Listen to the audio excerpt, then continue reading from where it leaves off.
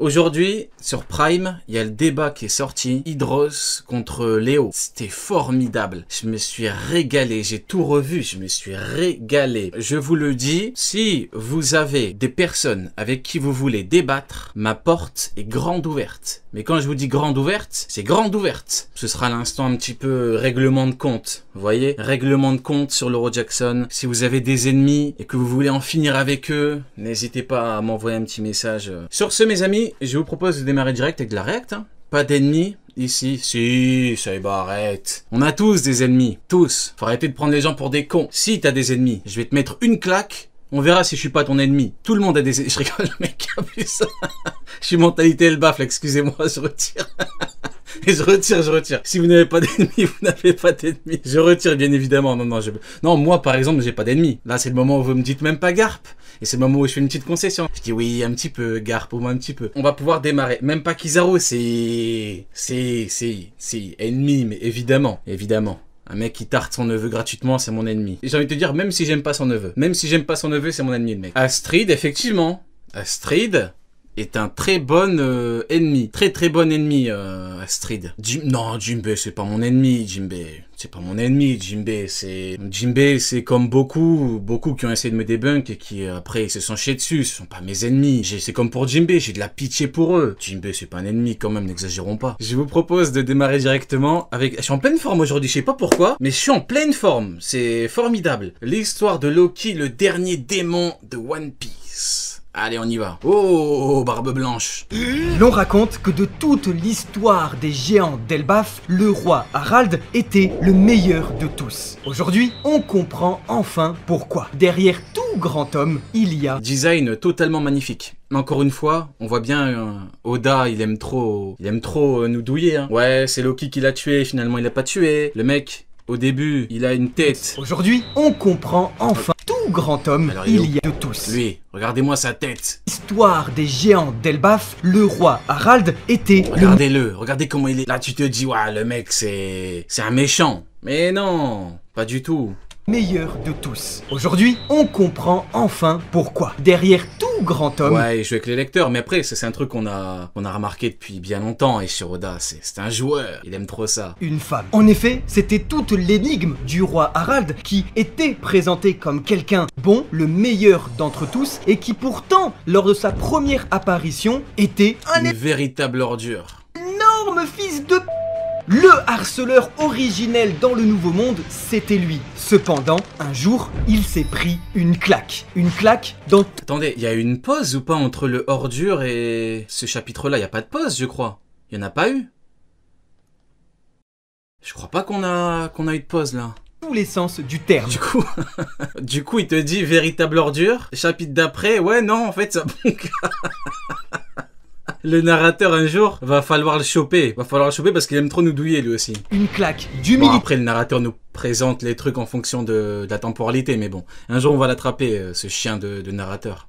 C'est comme Louis Arnott. Ouais, ne restez pas trop longtemps, je l'ai pas oublié, hein. Ça l'enflure de Louis Arnott. Soit tu dis les trucs correctement, soit tu t'es chien. Une claque d'éducation, mais surtout la claque d'une femme. Nous avons donc enfin l'explication du pourquoi, du comment. Oui, Harald a changé. Il n'était ni manipulé, ni hypocrite. En direct du travail, je suis le live. Ah, ça fait plaisir. Force, mon frérot. Il a véritablement changé grâce à une femme et a trouvé son credo. Ripley nous le disait déjà au chapitre 1132. Un jour, le roi Harald nous a dit: il faut privilégier le commerce à la guerre. Mais tout ça, ce n'était pas son idée. C'était l'idée, encore une fois, d'une autre. C'est donc grâce à Ida que Harald a pu évoluer, a pu apprendre la diplomatie et a pu la raconter à son pays, a pu changer les racines, les fondamentaux même d'Elbaf. C'est comme ça que, actually, il est donc devenu Harald Ier, qui est d'ailleurs le premier roi de Norvège dont s'est inspiré Eiichiro Oda. Harald dit à la... Dit la chevelure, il a une belle chevelure, ou c'est ce qu'on disait de lui, c'est ça? Belle chevelure. Ouais, c'est ça, ouais. Alors que lui, il est chauve. Comment c'est que le mec... Ah, incroyable. Eiichiro Oda. Il est trop fort. Il est trop fort. Un seul caillou. Regardez-moi ce crâne. Il a pas un poil sur le caillou. crâne. Ainsi, les pièces du puzzle s'assemblent petit à petit et Harald, avec cette nouvelle politique, pour la toute Harald aux beaux cheveux, magnifique. première Alors fois qu'en vrai, c'est Monsieur Propre.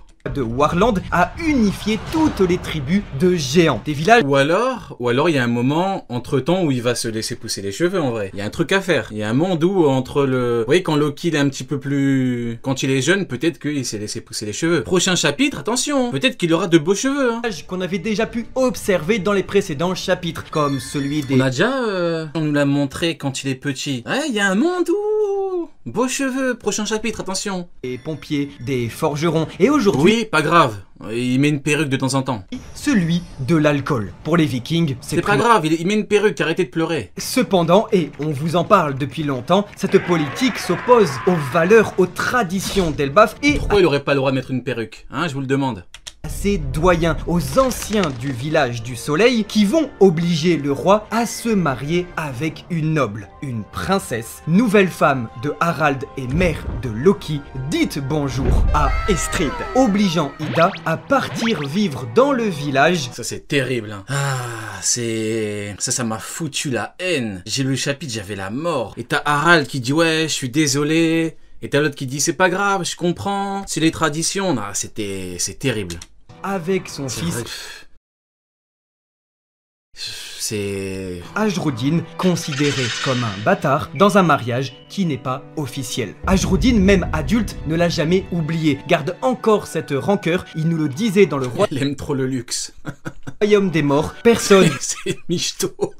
n'a jamais Estrid, c'est une michto. levé le petit doigt quand sa mère s'est fait chasser du château. Mais Estrid, mais en version manga plus, du coup, c'est Astrid. Derrière le grand roi Harald se cachent donc deux femmes. Deux femmes qu'Eiichiro Oda a donc dessinées, structurées, narrées autour d'un opposé. Deux véritables extrêmes. La première, c'est donc Ida. Et Ida, ancienne langue germanique, signifie tout bonnement le travail, l'indépendance. C'est donc une femme forte qui est très ancrée Il y a Abdul qui dit Ajrudin, il a le seum parce qu'il a pas eu ses talles. Peut-être, hein. Peut-être que ouais, il aurait aimé vivre la vie de château avec Harald et tout. Peut-être. Est-ce qu'on peut lui en vouloir? En vrai, est-ce qu'on peut lui en vouloir? Tout ça, c'est à cause de l'autre, hein, Astrid là. dans les valeurs du travail. Et c'est d'ailleurs comme ça qu'elle va apprendre au roi Harald ce que c'est que de bosser, ce que c'est de mériter Eh, y a Sony. apprendre au roi Harald ce que Je suis trop un bâtard. c'est que Mais c'est tellement lui. de bosser, ce que c'est Mais Sony, qu'est-ce que tu fais là, la cross guild, c'est après? de J'arrête. mériter le J'arrête. respect des autres. La leçon d'humilité qu'elle fait au jeune Harald à cette époque, c'est qu'en réalité elle n'est pas captive des humains, c'est tout le contraire. Elle Ouais. est ici pour rembourser volontairement sa dette parce que les humains l'ont aidée en premier. Ça aussi, c'est pas mal. Ça aussi, c'est pas mal, parce elle lui dit, ouais, finalement, les humains peuvent être des bons gars. Et l'autre, il est choc-barre, c'est pour ça qu'on parle des préjugés et tout, hein. Lui, il croyait que les humains étaient tous des merdes. N'ayez pas peur, mesdames et messieurs. King N'ayez pas peur, mesdames et messieurs, nous allons vous présenter un pro Mihawk. Kong est bien enchaîné. Mihawk plus fort que Shanks. Référence culturelle, la Non, vas-y, j'arrête. Ah, je suis un bâtard aujourd'hui. Allez, c'est bon, on se calme là. Oh, un situation peu d'humanité, s'il vous plaît. dans laquelle se trouve Ida est tout de suite inspirée des freak shows des années 20 aux États-Unis, où vous savez, on avait la femme à barbe, le mec à deux têtes, L'homme fort. le géant. Ces freak shows qui étaient d'ailleurs ici, comme dans One Piece, de véritables cirques ambulants qui se déplaçaient chez nous de ville en ville, dans One Piece de royaume en royaume. Je regarde les rediffs quand je suis au labo. Ah, merci à toi, mon frérot. Et puis la référence cultissime, on ne peut pas la louper, Eiichiro Oda le premier, à King Kong 1933, où le singe géant terrifie les New-Yorkais qui d'ailleurs adorent être terrifiés. Ils payent cher leur place. Alors venant du roi Harald, que Et aujourd'hui, les gens vont au cinéma pour regarder des films d'horreur. Hein. Est-ce que ça a changé hein? personne ne peut vaincre, qui peut absolument faire ce qu'il veut du monde et qui d'ailleurs ne le connaît que très peu, imaginez l'énorme claque physique qu'il se prend lorsque il voit également mentalement que tout ce qu'il pensait est faux. En réalité, les géants et les humains, ils peuvent très bien s'aimer et d'ailleurs, ils s'entraident beaucoup. Ça fait réfléchir. Ainsi, vous le comprenez, Ida, c'est la paysanne, la femme de basse classe, la femme normale. C'est une meuf comme vous et moi, qui rappelle un peu les jeunes mamans, qui n'est pas une femme de noblesse. Et Eiichiro Oda a très bien choisi son prénom, puisque Ida Ouais, c'est une femme de cœur, avec un Un grand cœur. En Scandinavie, tard l'époque, était extrêmement humble. courant. C'est un nom finalement un peu de paysanne. Enfin, son chara-design est très important puisqu'il rappelle directement un personnage. Vraiment, on s'est creusé la tête pour le trouver. On disait mais c'est qui déjà, c'est qui? Il s'agit de Urbain. Urbain était le géant Koden Kozuki, voyé au chapitre 9. Attends quoi? 164. Il a dit quoi? Il ressemble à Aïda? Et regardez, c'est exactement pareil, d'autant plus que voilà, il avait les petites cornes, etc. certes, mais surtout il avait les mêmes lèvres. Et c'est un des rares géants, si ce n'est le seul, qui possédait ces mêmes lèvres. Et quand on sait que c'était un géant d'une tribu étrangère à Elbaf, eh ben nul doute que peut-être c'est un peu le frérot d'Ida. Alors vous l'avez Ok, ok. compris, cette dernière, elle va s'opposer complètement à la fameuse Astrida. Et Astrida est un dérivé tout simple du fameux prénom Astrid. Ah, la michto originelle. Fameux puisque c'est un Elle prénom a dit, je veux manger dans des trucs en argent, ramenez-moi des bijoux, la maladie mentale. du coup à l'inverse d'Ida, tout à fait noble. C'est dommage que Harald n'ait pas... Comment dirais-je? Que Harald n'ait pas porté ce qu'il aurait dû porter à ce moment-là, quoi. C'est un Au lieu de dire oh, je suis désolé, t'es désolé de quoi, frérot? Au bout d'un moment. prénom qui était très répandu chez les princesses scandinaves et même chez les reines, puisqu'on retrouve la fameuse reine Astrid de Belgique, adorée du peuple Tutti Quanti, morte très jeune. Astrid, Astrida, signifie littéralement, avec As, Dieu, et Flior, pardonnez mon norvégien, beauté, signifie littéralement une beauté des dieux, une beauté divine, un éclat, une petite étoile. C'est quelqu'un de bonne famille, c'est un excellent parti. Littéralement, elle est Je sais pas, son regard il pue la michetonnerie. liée à la lumière divine Je sais pas comment vous expliquer. et des dieux, une beauté Son divine, regard il pue. Je sais pas comment. Je sais pas si vous voyez un petit peu ce que. Moi je me comprends en tout cas. un éclat, une petite étoile. C'est quelqu'un de bonne famille, c'est un excellent parti. Littéralement, elle est liée à la lumière divine et à la spiritualité, on va y revenir. Donc tout ça, qu'on a envie d'être un petit peu Ouais, vous voyez? Ok. méchant et d'essayer de l'antagoniser, la meuf, on pourrait dire qu'elle est très superficielle et qu'en réalité, c'est l'opposé ultime de Ida, on le voit jusqu'au dessin. Ainsi, dans le parcours initiatique d'Harald, Eiichiro Oda nous présente deux courbes qui vont se croiser, avec la première qui est littéralement une prolétaire, qui est en réalité donc pauvre, vivant de son salaire, étrangère, qui est en réalité T'aimes bien le luxe, hein? noble Tu dame. désires, hein? Tandis qu'à l'inverse, on a une princesse qui devient littéralement reine, mais qui en fait, derrière tous ces artifices, est en réalité une personne très pauvre de cœur. On n'est riche que de ses amis, c'est dit. Puisque cette personne qui Ça est j'aime bien. Ça j'aime pauvre bien. de cœur. On n'est riche Ça j'aime bien. que de ses amis, c'est dit. dit. Puisque cette personne, qui Ça, est j'aime donc à bien. la fois très spirituelle mais également superficielle, va aller jusqu'à baser toute sa personnalité autour de la doctrine de ce qu'elle appelle être le Difeng, littéralement inspiré de la doctrine chinoise du Feng Shui. L'énergie circule harmonieusement, la tête de lit ne va pas être sur le mur 10 astuces Feng Shui pour aménager sa chambre et retrouver le sommeil. Waouh! Je vais me faire des ennemis parmi le clan des Feng Shuistes. De mon point de vue, de mon regard extérieur, vous êtes des escrocs, mais alors, des escrocs de zinzin.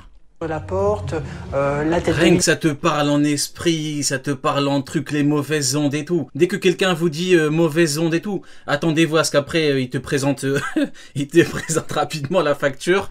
Après tu vas plus jamais le revoir dans ta vie parce qu'il n'y a rien qui va changer. ne sera pas sous la Et il n'y a rien qui va changer. fenêtre, votre appartement Ouais, c'est des escrocs. C'est des voleurs. Luopan égale boussole. Consultant en Feng Shui traditionnel.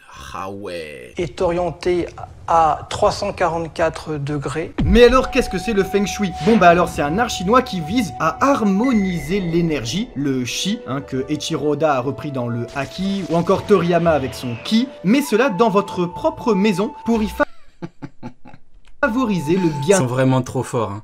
Ils pourraient nous vendre n'importe quoi.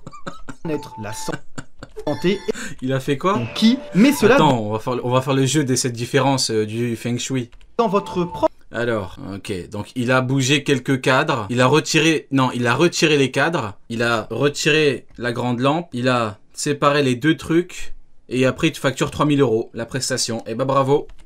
maison pour y favoriser le bien-être, la santé et la prospérité. Il repose ainsi sur l'équilibre entre les 5 éléments, le bois, C'est eux les vrais braqueurs. Hein. le feu, la terre, le métal et l'eau, mais surtout sur la circulation fluide de l'énergie. Ainsi, l'orientation, les couleurs, les formes et les énergies sont alignées vers l'est, ça ne va pas du tout, l'esprit du roi s'échappe, vite, fermez les fenêtres. Il abuse Harald, hein. Il aurait dû la voir comme une... Ouais... C'est dommage, j'aime pas quand... Si vous êtes comme moi, mais j'aime pas quand il y a des persos comme ça, c'est des goats. Mais des fois, ils prennent des décisions de merde, ça m'énerve. l'organisation... Là, il aurait dû la dégager direct. de tous vos Il y gigameubles a des signes, vous voyez, il y a des signes, ça y est, tu devrais te contenter de ça. Pour comprendre. influence l'ambiance d'un lieu. En résumé, un espace bien agencé selon le Feng Shui attire les bonnes vibrations de la vie. Et c'est là tout le karma que va se manger madame, c'est parce que dans toute sa superficialité, malgré qu'elle a bien agencé... J'ai tellement envie de faire appel à un Feng Shuiste pour vérifier, pour faire un avant-après, une expérience sociale. l'armoire de mamie et le mobilier de papy, eh ben elle va se taper un enfant avec des yeux de démon. Et le Difeng qui, comme le prouve Eiichiro en inventant carrément un nom chinois, pourrait enfin remettre en avant de la scène Kanokuni, véritable nation oubliée de One Piece, tout comme Wano-kuni qui signifie pays de l'harmonie, Kanokuni signifie pays des fleurs, et c'est du coup ici, non pas les japonais, mais bel et bien une inspiration chinoise, dont est originaire par exemple le Sai, ou encore même Don Shijao, tout simplement la Hapu Navy, qui est la plus grande armada du monde, puisque simplement inspirée des Chinois. Ce qui est trop cool avec cette opposition dans les deux femmes du roi Harald, c'est surtout le dessin, la forme. Pour la première fois de son manga, Oda, il va dessiner une femme qui ressemble pas aux autres. C'est incroyable d'avoir un chara-design féminin qui change. Et je trouve que c'est super cool parce que oui, elle est beaucoup moins séduisante que l'autre vipère là qui va s'intéresser qu'au trésor de son mec.